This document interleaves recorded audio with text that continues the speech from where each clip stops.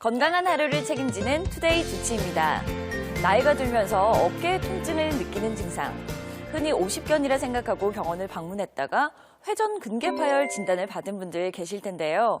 오늘은 회전근개파열은 어떤 질환인지 또 어떻게 치료할 수 있는지 알아보겠습니다.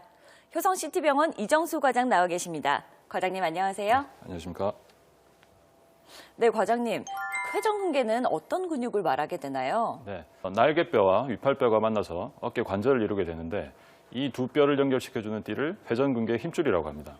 회전근개 힘줄은 총 4개가 있는데요.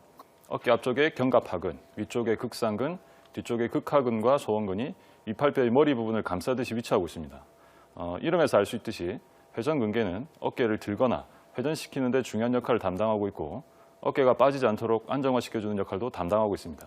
40, 50대 이상에서 어깨 통증을 유발하는 원인이 대부분 회전근개 힘줄과 관련이 있기 때문에 어깨 내에서는 매우 중요한 구조물이 되겠습니다. 네, 회전근개 파열이 생기는 원인이 뭔지 궁금합니다. 네, 먼저 회전근개 파열은 힘줄이 찢어지는 것을 말하는데요.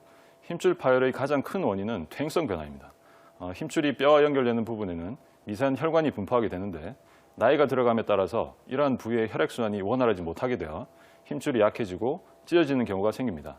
하지만 퇴행성이라고 해서 단순히 노화 현상만 있는 것이 아니고 팔을 어깨 높이 이상으로 들어서 하는 일이나 무거운 물건을 많이 드는 일, 그리고 팔을 많이 사용하는 운동으로 인해서 젊은 나이에도 힘줄이 퇴행으로 인해 찢어지는 경우가 있습니다. 퇴행성 원인뿐만 아니라 외상이나 스포츠 손상도 힘줄 파열의 원인이 될 수 있습니다. 네, 그렇군요. 대수롭지 않게 생각하고 방치하게 된다면 어떻게 될까요? 네, 외상으로 인한 힘줄 파열의 경우가 아닌 이상 회전근개 파열은 단계별로 진행이 됩니다. 우선 힘줄의 일부가 손상되는 부분 파열에서 힘줄이 뼈에서 완전히 떨어지게 되는 완전 파열로 진행하게 됩니다. 완전 파열은 다시 1단계에서 4단계로 나눌 수가 있는데요. 이는 파열의 크기에 따라서 단계를 나누는 것입니다. 초기 부분 파열의 경우에 진단이 된다면 수술 없이 보존적 치료가 가능하지만 완전 파열로 진행된 상태에서 발견이 된다면 수술을 고려하게 됩니다. 완전 파열 중에서도 3, 4단계로 진행된 상태라면 수술을 하더라도 재파열의 가능성이 높게 됩니다. 그래서 어깨 통증이 3개월 이상 지속된다면 진단과 치료에 좀 더 적극적인 자세가 필요하겠습니다. 네, 회전근개 파열을 치료할 수 있는 방법에는 어떤 것들이 있을까요? 네, 앞서 말씀드린 대로 회전근개 힘줄 파열은 단계가 있습니다. 초기 부분 파열 단계라면 보존적 치료가 우선입니다. 약물이나 물리치료로 통증을 호전시키고 힘줄의 강화를 위해서 체외충격파나 여러 주사요법을 시행해 볼 수 있습니다. 그리고 무엇보다 중요한 것이 생활습관 개선과 지속적인 스트레칭, 근력 운동으로 어깨를 관리하는 것입니다.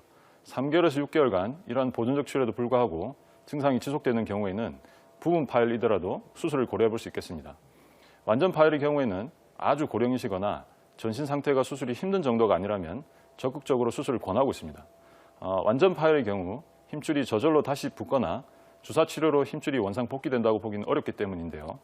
수술은 대부분 관절 내시경을 통해서 이루어지는데 작은 나사못을 어깨에 고정하고 나사못에 연결된 실로 찢어진 힘줄을 봉합하게 되겠습니다. 오늘은 효성시티병원 이정수 과장과 함께 회전근개 파열에 대해 알아봤습니다. 지금까지 투데이 주치의였습니다.